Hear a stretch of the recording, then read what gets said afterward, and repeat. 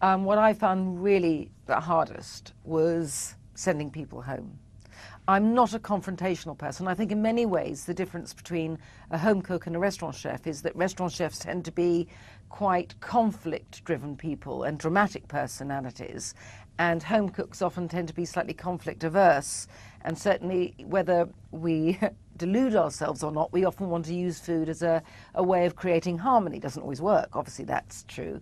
But nevertheless, for me, sometimes to have to say things which I know are going to be disagreeable for someone to hear, I really didn't like it, and I was a bit uncomfortable, obviously uncomfortable at some stages while doing it, but that's how it is. And I think as long as you're never gratuitously rude or even rude, I think that's all right. But nevertheless, it didn't make me comfortable. But actually, you got Mr. Hardmain, I should say, I meant to say Hardman, but maybe that's going to be a new name for him, Anthony Bourdain, and he also found it very hard. I mean, he was like a little puppy dog spaniel, hated it. And there he is, he's so tough, he's got so much edge, he's this sort of food rock and roll god.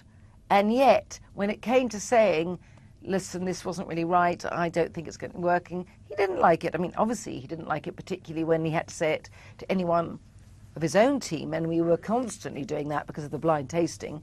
But I don't think any of us actually enjoyed it. I don't know, I can't say absolutely, because and obviously we have some fiery personalities on the panel, but certainly I squirmed.